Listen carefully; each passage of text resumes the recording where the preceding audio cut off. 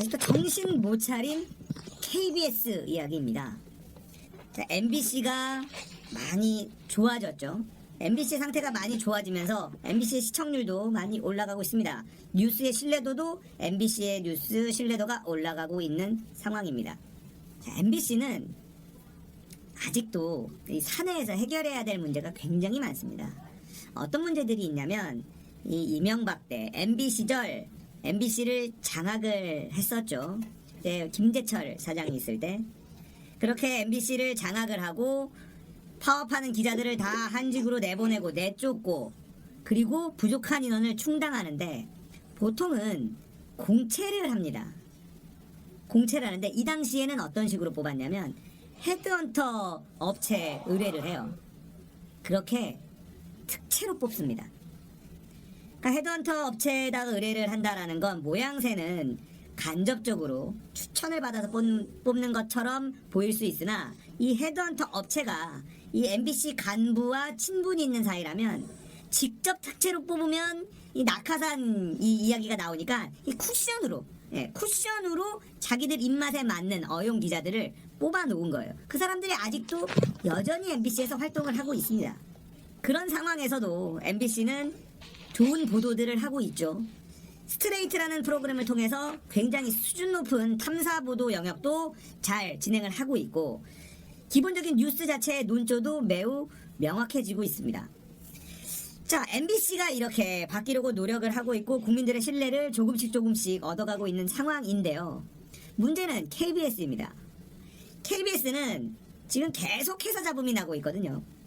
조국 전 장관 사태 때 이 정경심 교수의 개인 금융자산 조언해줬던 PB라고 하는 이 사람의 인터뷰를 자기 마음대로 조작을 해서 정경심 교수가 죄가 있는 것처럼 보도를 한 것, 그것 때문에 온 국민의 질타를 받았었던 점 기억나실 겁니다.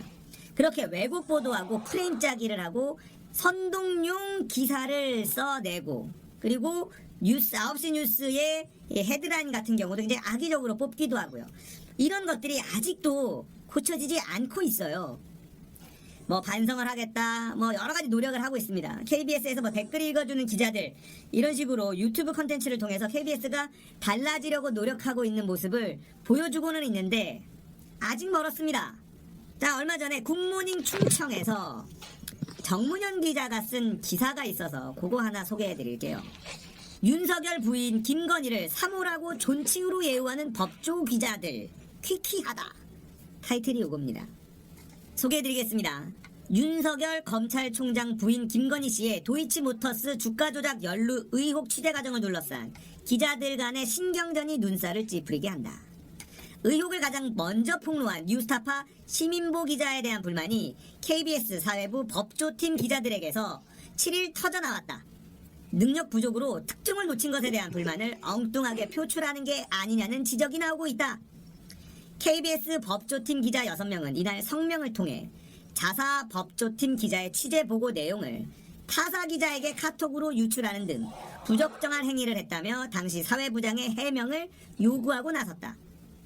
하지만 관련 당사자인 뉴스타파 심 기자는 사실과 전혀 다른 주장을 펼치고 있다고 반박했다.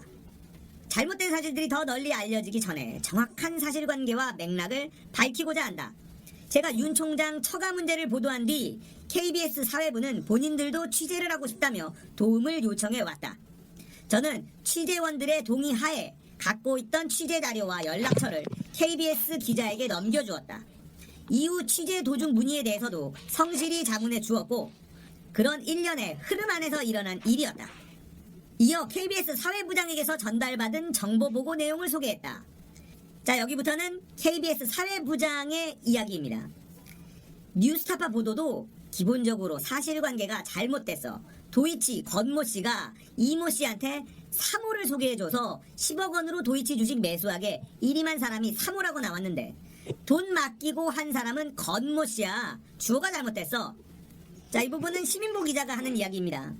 저는 이 문제를 처음 취재 보도한 기자로서 검찰이 기자에게 흘린 주장이 틀렸다는 것을 설명했다. 이후 다른 경로로 타사 법조 기자도 비슷한 내용을 전해왔다. 이렇게 시민보 기자는 이야기를 합니다.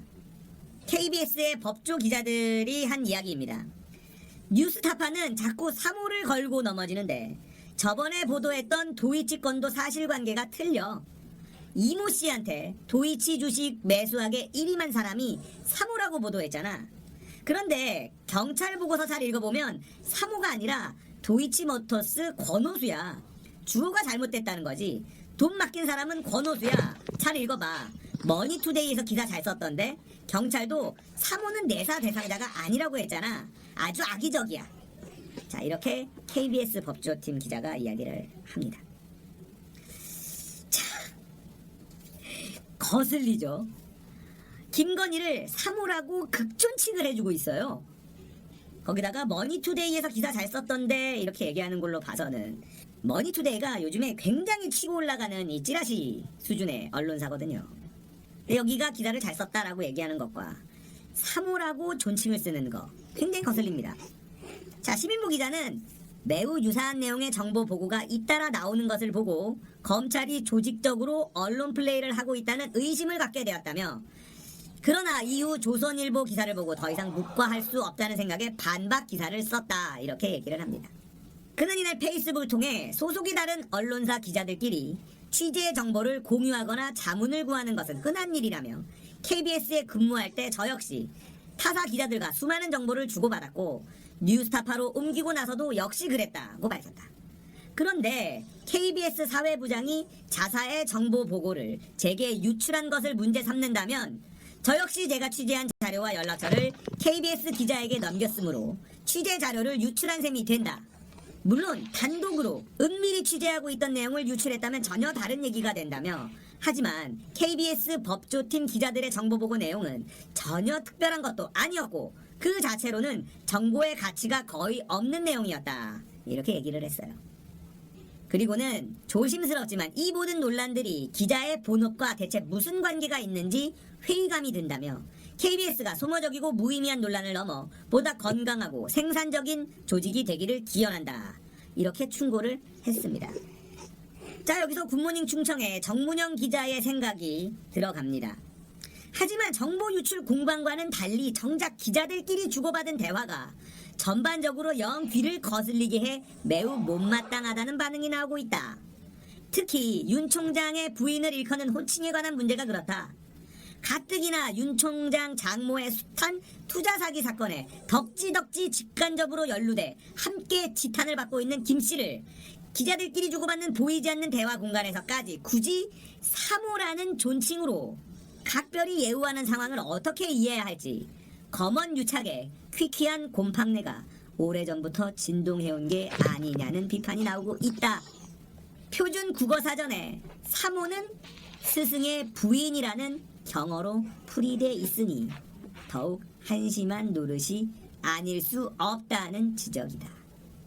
언론의 보도 스타일, 언론이 보도하는 이 온도 차이, 왜 검찰에는 호의적이고 검찰과 싸우려는 세력에는 그렇게 비판적인지, KBS가 왜 그런 논조를 유지하고 있는지 이들의 대화 속에서 우리는 찾아낼 수가 있었습니다.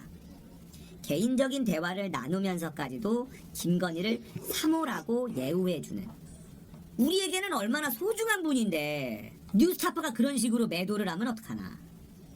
우리의 소중한 사모님을 말이야, 윤석열 총장 사모를 이 주어가 잘못됐고 말이지, 악의적이야. 우리 사모를 그런 식으로 나쁜 사람으로 만들다니 말이지. 이런 거 아닙니까? 언론이 지금 이렇게 돼 있다는 거예요. 국민의 세금 그리고 시청료로 운영되는 공영방송 KBS가 요 모양이라니 참 개탄스럽습니다. 그래서 이 시청료 거부 운동이 다시 일고 있는 상황이에요. 여러분 기억나십니까? 예전에는 KBS 시청료를 따로 받았어요. 근데 이 시청료 거부 운동이 너무 심하게 일자 국회에서 법을 바꿉니다. 전기요금에 같이 합쳐버렸어요. 전기를 쓰는 사람들은 시청료를 낼 수밖에 없습니다.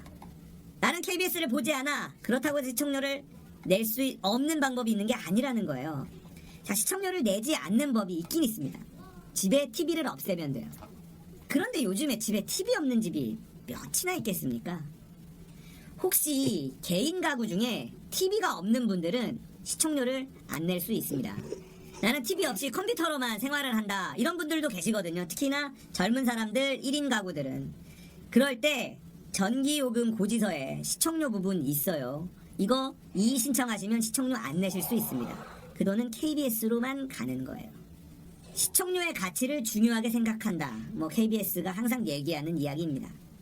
그런데 KBS의 법조팀 윤석열 총장의 아내를 사모라고 저렇게 위해주는 모습을 보니 내가 낸 시청료로 이놈들의 기싸대기를 때리고 싶습니다. 언론이 바로 서는 그날 대한민국은 날개를 활짝 펼치고 훨훨 날아갈 수 있을 겁니다. 검찰개혁은 바뀔 수 없는 시대의 흐름이에요. 바뀔 겁니다. 빠른 시일 내에 검찰은 바뀔 거예요. 문제는 언론. 이놈들이 문제인데 참 답답합니다. 자, 여러분 지금 정의기억연대 엄청나게 공격받고 있는 거 아시는 분은 많이 아실 텐데요. 제가 처음에 이 소식을 접했을 때 더불어시민당이 또 사고 쳤나? 이랬거든요. 그러니까 저는 열린민주당을 지지했던 사람으로서 더불어시민당에서 이런 문제가 발생하면 굉장히 울컥울컥 하거든요. 더불어시민당 왜 또 사고를 치냐. 그런데 상황을 보니까 약간 냄새가 솔솔 나기 시작하는 거예요. 그래서 처음에는 비판적으로 언론이 가져다주는 정보를 그대로 보면서 더불어시민당 이놈들 또 사고 쳤구나 라고 생각하면서 비판적인 시각으로 보고 있었습니다. 근데 냄새가 이상하게 나요. 그래서 기어를 잽싸게 중립으로 넣고 상황을 유심히 보고 있습니다. 그런데 돌아가는 상황이 역시나 냄새가 심하게 납니다. 정의연을 공격해서 이득을 볼 수 있는 곳은 어디일까? 그건 사실 일본이거든요. 일본과 한국 내 친일 세력들. 자, 결국은 지금 어느 쪽으로 가고 있냐면 수요집회 폐지, 소녀상 철거로 가고 있습니다. 제가 중립기어를 넣고 다른 상황을 유심히 보면서 이게 좀 정리가 되면 제가 여러분들한테 좀 쉽게 풀어서 설명해 드리려고 준비를 하고 있었거든요. 근데 너무 빨리 얘네들이 소녀상 철거와 수요집회 폐지를 요구하고 있어요. 이건 좀 냄새가 납니다. 여러분들 중에서도